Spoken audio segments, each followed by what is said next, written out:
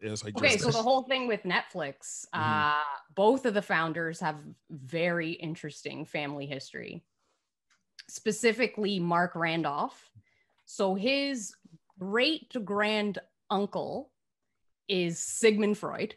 Yeah, that's crazy. Like that's hard to obviously studying the fathom. unconscious desires that control people. And then his great uncle, Sigmund Freud's nephew, is Edward Bernays, who is the father of American propaganda.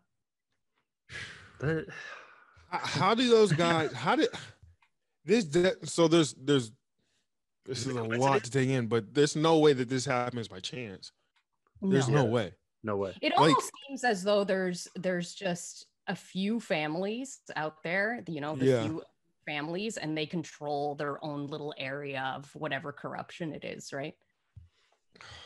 So you have like the bankers, and then you have the propagandists. Yeah. So you have like that, because I've heard that too. Like it's like the 13 royal bloodlines or something. It's like the was it the Rothschilds? It's a whole bunch of different. It's like the royal family is a whole bunch of different. But yeah, like you said, that's why the owner of Netflix, his great grandfather can be Freud. If that's not Sigmund Freud himself from some crazy, himself just living for 1,000 years just because that's the type of crazy shit that's going on behind the scenes.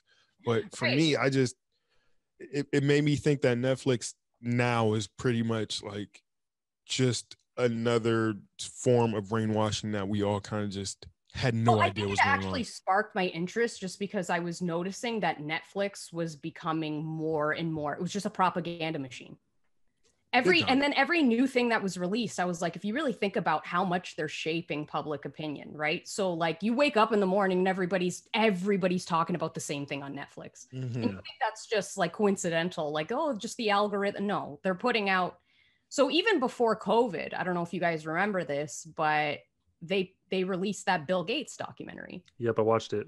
Yeah. Talk about how wonderful he was and how his brain works like a computer and he's such a genius. He reads 14 books a week or whatever. His favorite book is actually called How to Lie with Statistics.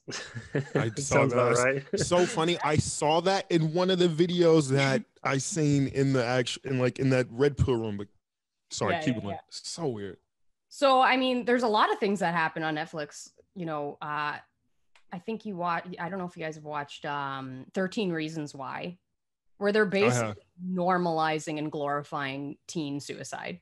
Jesus. Yeah, it was too much for me to watch. Like when it got to like that, when it got to that last episode of Her in the Tub, it was just too real. And I'm like, why is this on TV? Like, why? And it's like, it's the demographics almost towards like teenagers around that age. So I'm just like, I got a weird vibe from like this really cool, noble thing to, you know, off yourself and leave whatever.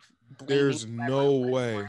Yeah, there's no way that should be out there for kids. And the fact that there's like 3 seasons makes no sense. Makes no sense. Like it's just too much, and it's kind of like it's ramming it down our throat. And for the other thing is like, I noticed that is it me or do you feel like when you pull up Netflix and it brings up now has like this top 10 in the country, whatever. Yeah. There's certain movies up there that I'm just like, I know for a fact nobody's watching this movie. But like the way that they put things in order, it's almost like they're trying to like ram it down our throats. Yeah. And it's just like, I feel like now with you saying or me reading that whole little Reddit article really makes me feel like, this is all even Orange is the New Black. Plan. What are we doing? We're glorifying prison?